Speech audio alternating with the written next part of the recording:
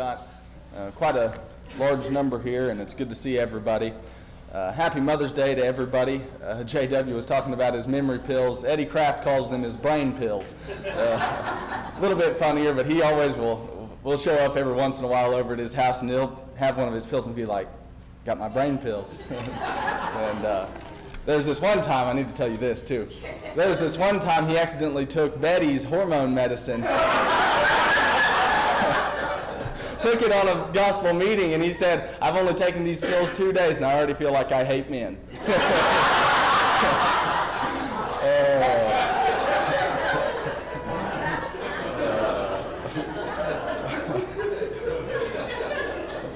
Oh my. We're bringing this series to a close. It says part 1, it's part 3. It's not accepting the text, it's accepting Jesus. So I don't know if we've got the right PowerPoint or not. It looks like we do, yes. I've just not changed the title slide. Okay. We've talked about the reliability of the text, the record, and we've talked about the reliability of miracles last week. And what we're leaving as this last lesson is accepting Jesus, whether or not he really is Lord. He makes that kind of claim. Does the evidence support that or not? And if not, we're in a load of trouble, as we talked about a little bit last week. Now let me go through a couple of these explicit claims that Jesus gives. And as usual, if you've got the bulletin, there are questions that go along with the front, or that go along with the lesson that are on the front of the bulletin. You can kind of fill in as we go. But how about all of these? I've got, I think, about 20 points here of things that Jesus said while he was on planet Earth. This boy, Jesus of Nazareth, says these kinds of things. Look at number 1, I'm from heaven. What would you do if somebody, one of us today, looked at the rest of us seriously and said, I'm from heaven? Oh, really? What about number 2? The scriptures prophesied of me. Jesus said that. What about number 3? I will judge the world in the last day. I think sometimes we miss the gravity, or maybe the reality, that these statements were uttered by a human being. Jesus of Nazareth was just like, now don't think I'm ruling out him being divinity, but this is uttered by a human being. How do you think the world in his day took these kinds of remarks? Look at number 4. I will resurrect the dead. Oh, that's odd. Number 5, Moses bore witness of me, especially to a Jewish community. That's odd. Number 6, no man comes to the Father but by me. Number 7, I and the Father are one. He says that in John. Before Abraham was born, I existed. John 8. Number 9, I must be placed above family. Oh, and that one's sharp, especially in our 21st century years. Number 10, I forgive sins. Oh, they said that in Matthew 9. They said, he's making himself equal to God. Number 11, you must be willing to die for me. That's a claim right there. Number 12, I accept worship. Number 13, I enjoyed glory with the Father before the world even was. Number 14, I give spiritual life.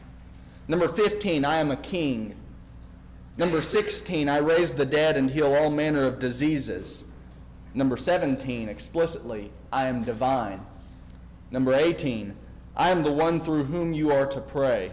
Number 19, I will send the Spirit of God Almighty. And number 20, perhaps most verbosely, I am the Son of God. These are 20 claims that Jesus makes while he's here in the flesh. Now, I'm going to talk this morning about how we can respond or react to these claims. But what I want you to keep in mind as we go through some of this is these are real claims made by a real human being. Now, we can do a couple of things, and I'm going to make this point a couple of times in the lesson. We can do a couple of things. We can just go ahead and say, well, the record is flawed. But we've already talked about the record being intact.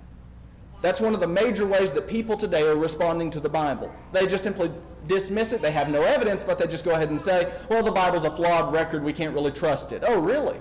We'd like to know the argument that would frame such. The second thing that people are doing frequently today is they just simply say Jesus doesn't exist. And we'll talk about that here in a moment. But upon Dewey's request, we've got our answers this week in yellow and underlined. If you missed the answers, it's your fault this time, right, Dewey? Okay. All right, look at John 7:46 with me. Look at John 7:46. This was our scripture reading. But Jesus makes these kinds of remarks. This is better, isn't it? I think if we make this kind of series into a book or something, this is how we want it, right? That's better. That's better. That's good advice. Look at John 7:46. here he is. Let's start in 40 rather. The Jews are having some kind of bout with him as to whether or not he is the prophet. Is he the Messiah?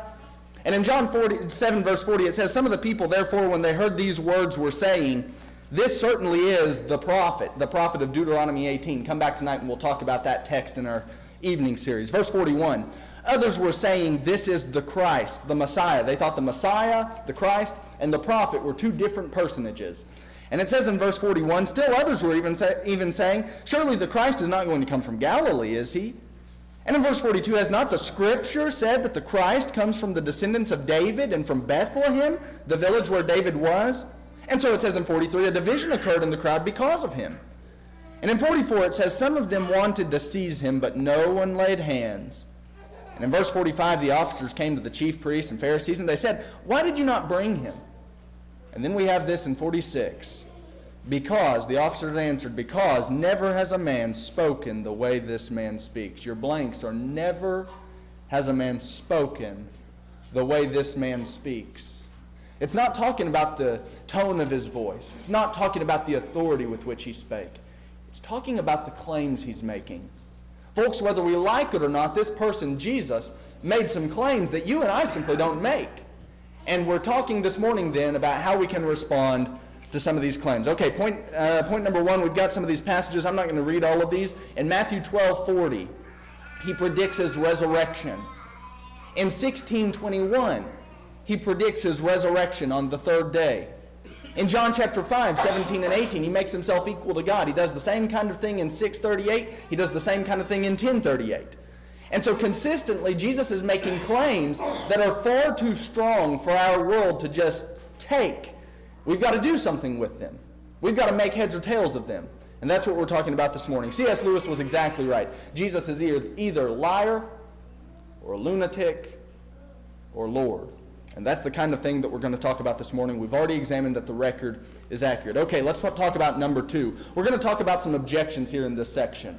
And I've got a couple of preliminary matters. Just this one is the main one that's been thrown out here in the last few centuries that really has taken traction in certain circles.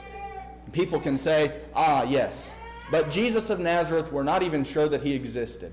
Now, folks, let me go ahead and tell you right now, that's almost too laughable even to put on a slide and deal with. That's almost too laughable even to try to fool with it.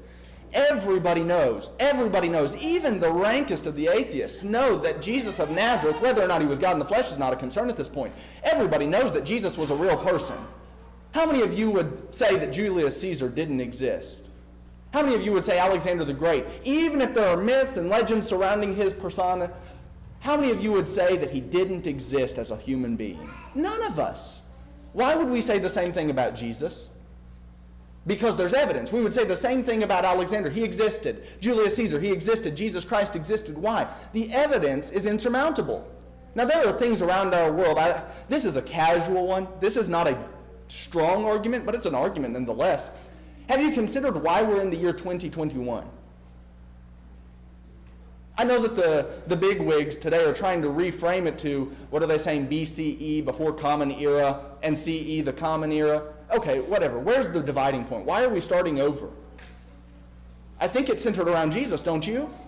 I mean, whether we like it or not, our entire dating method is centered around Christ. So it's laughable to say that Jesus didn't exist. Something caused our world to redate things. And so to say that Jesus didn't exist, I think even demands our looking at Bart Ehrman's claim, who's at the University of North Carolina, is one of the rankest agnostics today, and even he has written a book, about 300 pages, it's a little red book, called Did Jesus Exist? And even he, I looked at the conclusion of it, haven't read the book. In his conclusion, he says, we're forced to admit that Jesus of Nazareth was a real human being. Okay, so he was. So then did he make these claims or not? Well, we've already looked at the record. It's accurate. He did make these claims, and now we're forced to reckon with them. But while Ehrman says that, there's this that's maybe even better from William Henry Fitchett. And he says this: when anyone undertakes to prove that Jesus Christ did not exist 1900 years ago, he may well be asked to attempt a feat much nearer at hand. Let's let him prove that he does not exist even today. Now that's a good point. That's a really good point. Because if Jesus' claim to resurrect from the grave and to ascend to the Father is legitimate, they're going to have a big load to prove. Am I right? I'm right. Next point. But Another thing that's getting traction today is to say, well, Jesus did exist. He did exist, but he was simply a good prophet or a priest or a preacher or something of that sort. Okay, maybe so, but then again, maybe not. Look at C.S. Lewis' quote here. He says, a man who was merely a man and said the sorts of things that Jesus said would not be a great moral teacher. Catch this, folks, he would be a liar. He would be a liar. You don't say, I'm going to judge the world at the end of time, I'm going to resurrect from the dead, none of this happened, and then you'd be a great moral prophet. And so C.S. Lewis goes on and he says he would either be a lunatic on a level with the man who says that he's a poached egg, or else he would be the devil of hell.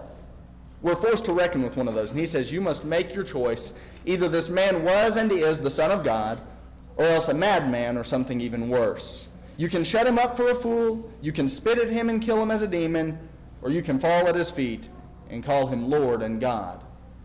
And Lewis goes one more and he says, but let us not come away with any patronizing nonsense about his being a great human teacher. He's not left that option open to us.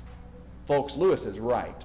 Lewis is right. Whatever we're going to make of the claims of Jesus, we're not going to be able to walk away and say he's some great moral teacher, but he's not really Lord. Well, we can't say he didn't exist. These are options that are not really on the table. And so let's move a little bit further. One more quote here. This is Jim McGuigan. He said, wouldn't that be wonderful? Catch the power of this.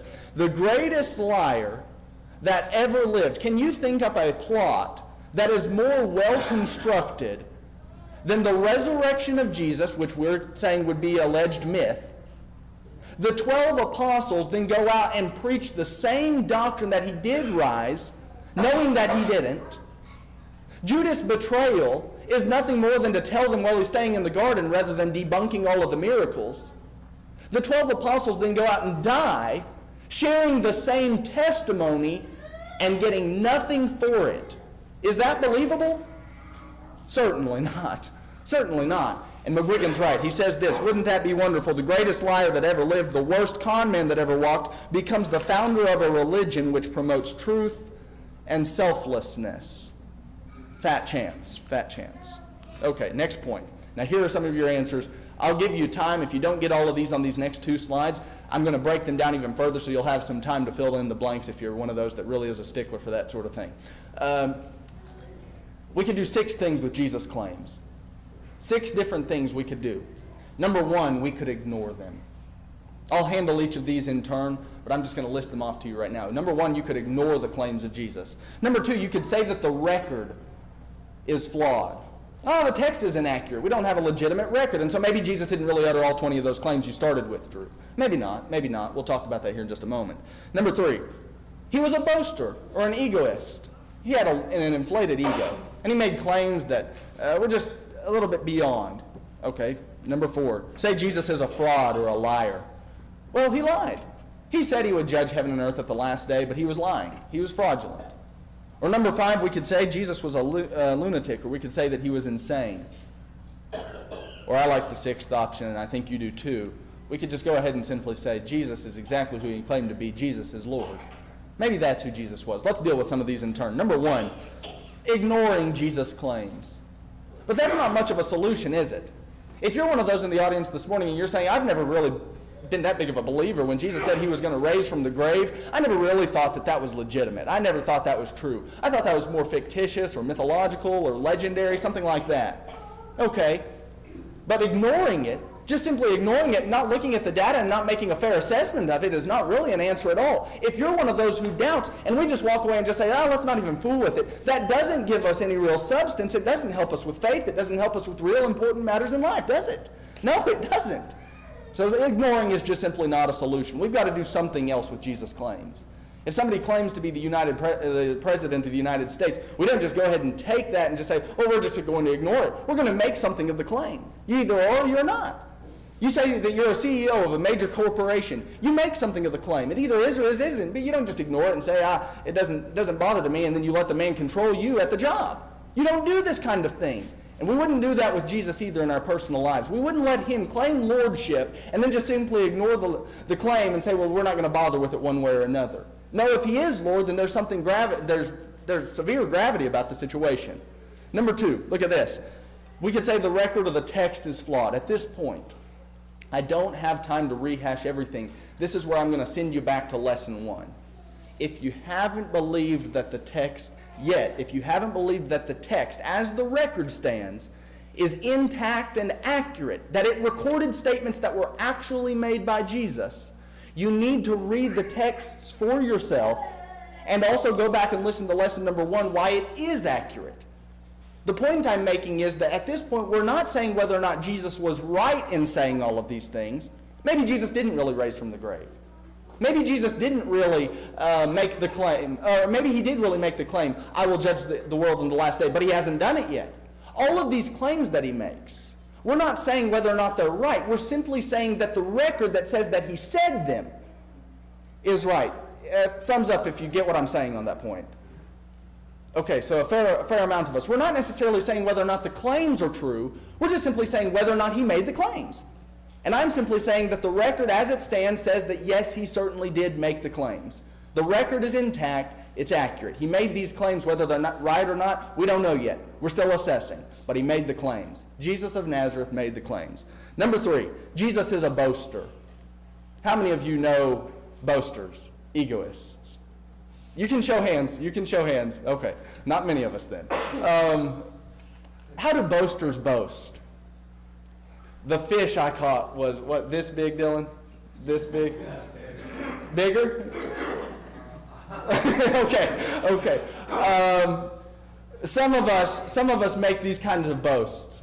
Or we say, I work so hard that if I had been God, I wouldn't even arrest it on the 7th day. We say those kinds of things, right? Is that the kind of boast that Jesus makes? I don't think so. I don't think Jesus is a boaster. The point I'm making is that when we boast, we let our egos fly. We still like to keep things somewhat in the realm of reality. We still catch fish, not dragons. You see my point? We work hard, but we don't create from nothing, ex nihilo. When we make these kinds of boasts, we're boasting, though, still within a realm of reality. Do the claims that Jesus makes, do those claims strike you as boasting? I will resurrect on the 3rd day. It's not much of a boast. It doesn't strike me as a boast, does it?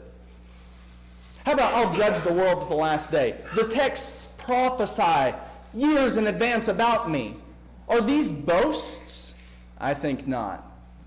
If Jesus was a boaster or an egoist, he certainly was off the mark when he went at the claims the way he did. Point number 4, Jesus is a liar.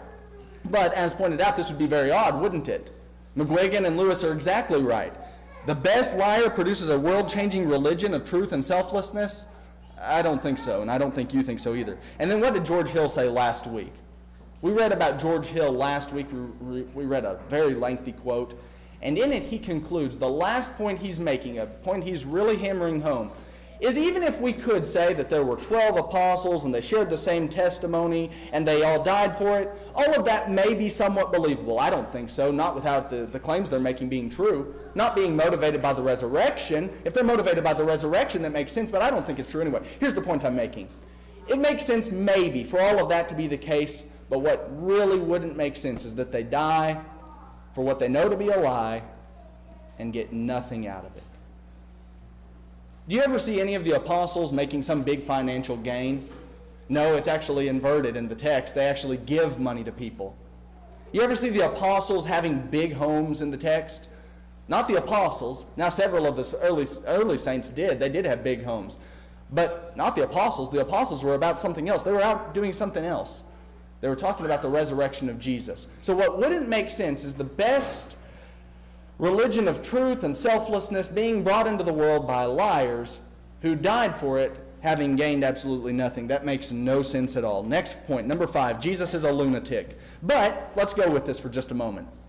Let's say Jesus was a lunatic, and he makes all of these claims, and he earns this reputation among the followers where they kind of put him off into the corner and they say, that man over there, he's the one that he's crazy. He's crazy. Let's say they did that to Jesus. Maybe so. But here's what's striking. That the 12 men who followed him would also be equally insane, also claiming to work miracles on their own good merit. Do you catch that point? It's one thing for us to say one man is insane. Jesus made claims that were insane. So when he says he worked a miracle, he thought he was working a miracle, but he didn't really. He's insane.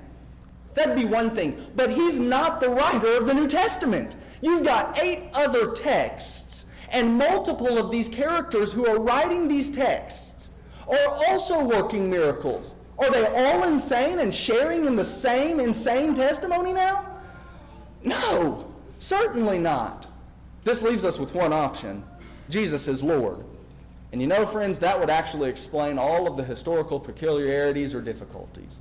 That Jesus actually was Lord and actually did raise out of that tomb on the 3rd day. That's what I think. So what about these things? Apostolic change, existence of the New Testament church, Judas' pathetic betrayal, the text claims, the personal claims, and all of these are just coincidental, and they all work together and mesh together, and the only explanation that we really have on the table is that Jesus actually is the resurrected Lord.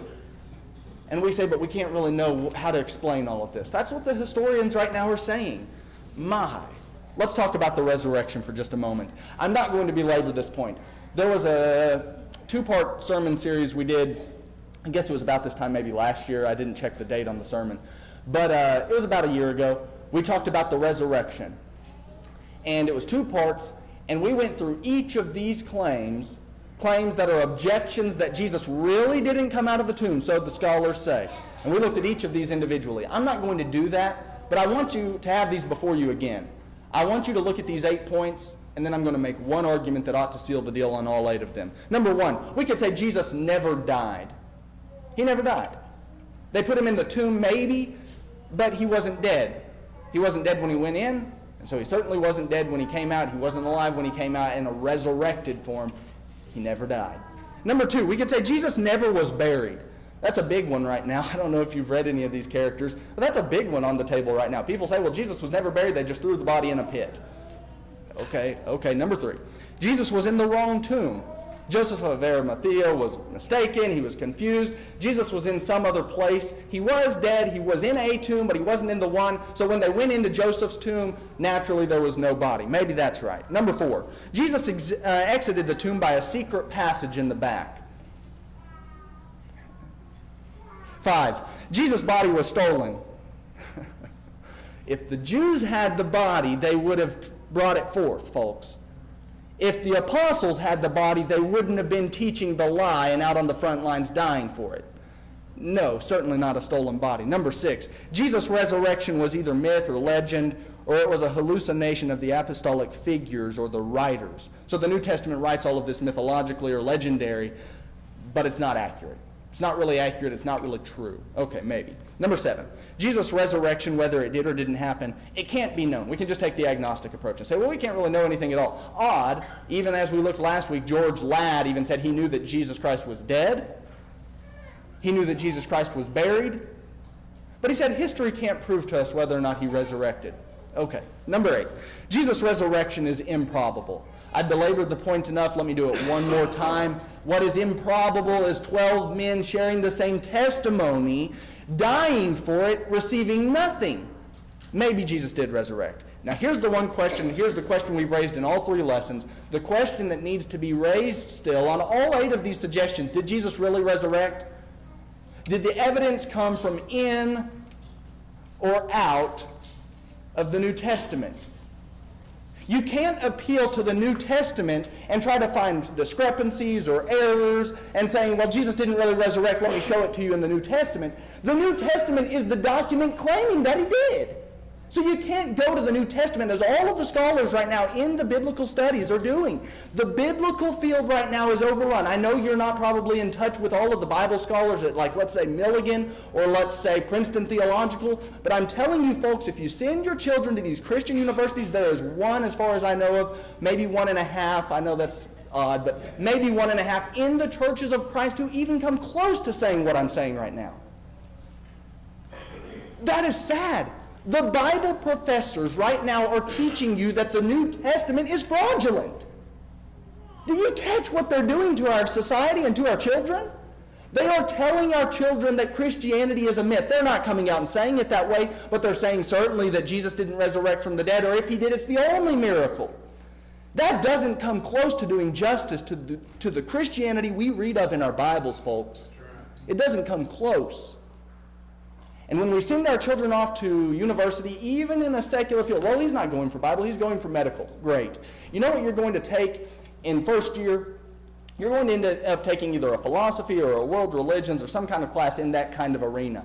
And you know what they're teaching our children? They're teaching our children about Gilgamesh epic. They're teaching our children about Enuma Elish. And you're thinking, well, I've never heard of these. Well, some of you may have. Some of you may have. And what they're trying to do is discredit the Bible at every turn. Well, have you found out that the flood story of the Old Testament is not the only flood story and that the Babylonians had one that actually antedated the text? Maybe that's true, or maybe it's not. But my point is we need to be prepared when we send our kids out into the world. And the point I'm making is that Jesus has a testimony that he said he resurrected. Where do we get the evidence that he didn't? It cannot come from the New Testament, and that's where the biblical field is sitting right now. They're saying that the New Testament is telling us that Jesus didn't work miracles. That is not what our New Testament is telling us, though, is it, folks? No, it is not. So then we ask the question, did it come from out of the New Testament? Did we find evidence somewhere out in the world, scattered about, that says Jesus didn't resurrect? I know of none. I know of none. And so what all of this argumentation is reduced to is pure speculation. Assertion. Miracles don't happen. We don't prove it. We just assert it. The text is flawed. We don't prove it. We just assert it. And Jesus was nothing more than a flawed man like the rest of us. We don't prove it. We just assert it. No evidence, no evidence, no evidence. And that, friends, is absolutely useless. Okay, let's talk about the evidences then for the acceptance. Why should you accept that Jesus is Lord? Well, two major reasons that if you haven't bought into this yet, I'm going to need to send you back to the first two lessons. And that is, first of all, the text is reliable. In the first lesson, I felt like we did an adequate job of proving that the text is intact and it's reliable. Number two, I felt like we did a fine job at proving that miracles or something that had to happen. The one question I would ask anybody who says miracles never happen is, how did our world start out? Where did the origin of the world come from? Tell us the story of origins. The Bible gives one. Miracles happened. We got here somehow. But number three, here's this. If we still feel compelled to reject the text and reject the miracles, the question that still remains is, how do we explain why the 12 apostles share the same testimony, die for that same testimony, and get nothing for it? Now, folks, you don't need to accept the text's reliability at this point. You don't need to accept the miracles at this point. But you do need to answer this question. If you're not a believer in Christ as Lord, how do you wrangle with this question? Because even the secular historians bring this kind of evidence out that the 12 apostles did exist. There was some radical change. What's the explanation? And I'm going to tell you this morning that it is the most important question that's ever impacted our world. Sure, what must I do to be saved is important. But it's built upon this. If Jesus isn't Lord, what must I do to be saved is meaningless, folks. The greatest question that you'll ever ask yourself personally might be, what must I do to be saved? But you can't ask yourself that question until you establish that you've got a Lord in whom you can trust to be saved. And that's what the New Testament's setting forth. Last week we read George Ladd. I talked about that a little bit. And he says that we can know about the death and the burial of Jesus, but we can't prove historically the resurrection. But McGuigan is right. Watch this. It is a perverse man indeed who grants all of this. Grants that the apostles did change, as Ladd does. George Ladd admits the apostles changed. George Ladd admits that the New Testament church exists. He admits the same testimony that the apostles shared. He admits the suffering or the death for that testimony, etc., etc., etc. All of the things that were happening in the first century that we can't seem to explain through human history, George Ladd admits. And McGuigan says it's a perverse man indeed who knows that all of that happened and then denies the explicit explanation that's been given by the person or persons involved in all of this. The explanation is this, folks. Jesus was exactly who he claimed to be. He was Lord. He was Lord. Number 4, let's draw some conclusions on the series. Let's tie it all up. What have we said in the last 3 weeks? Number 1, I tried my best to impress upon you week 1, the text is intact. When you go to read your Bible at night, in the afternoon, in the morning, you're reading a text that is truly from God. It is God-breathed Scripture, 2 Timothy 3:16 and 17. Last week, We talked about the miracles. And what I'm trying to get you to believe is that the miracles legitimately did happen in our world, and that they're not the only ones. There were many other signs that Jesus did that were not written in this book, John 20, 30, and 31. But then week three, you've humored us week 1 by granting us, if there were a text from God, it would have all these characteristics. If miracles did exist, they would have all of these kind of characteristics. So go with me one more time. Humor me one more time if you're a non-believer. We'd ask the skeptic to humor us once more and ask this question. If God did come in the person of Jesus, and thus God did visit planet Earth, what would you expect if God came? And Phillips Brooks might have it best when he said this: I'm far within the mark when I say that all the armies ever marched, all of the navies ever built, all of the parliaments that ever sat, and all of the kings that ever reigned, put together, have not affected the life of man upon this earth as powerfully as has that one solitary life, the life of Christ. That's pretty good, folks. Now here's the question. If God were to come in the flesh into our world, if there were a God, and if that God did give us a text, and if he did work miracles, and if he did make a trip to planet Earth, what would you expect from that being? I'd expect something quite groundbreaking, wouldn't you? Maybe it's the case that that God that we believe in did come to planet Earth. He came in the person of Jesus, and his coming was every bit as groundbreaking as we expected it to be. This morning, what I'm trying to get you to believe is that the record is accurate. The miracles did happen, and therefore Jesus Christ is your Lord. This morning, if you're not a child of God, there's no other Lord but him. He is the only one that's ever beat death at its game, Acts 2, 22 through 24. And if you're not a believer of his, you need to become one. Become one by believing in him as the risen Lord, John 8, 24. By repenting of a past wicked way of life, Acts 17, 30 and 31. By confessing him as Lord, Romans 10, 9 and 10. And by being baptized into his blood where saving grace can be found, Acts chapter 2 and verse 38. If you're not a child of God, become one this morning. If you are, but you've erred and you've fallen away, whatever need you might have, won't you come as together we stand and sing.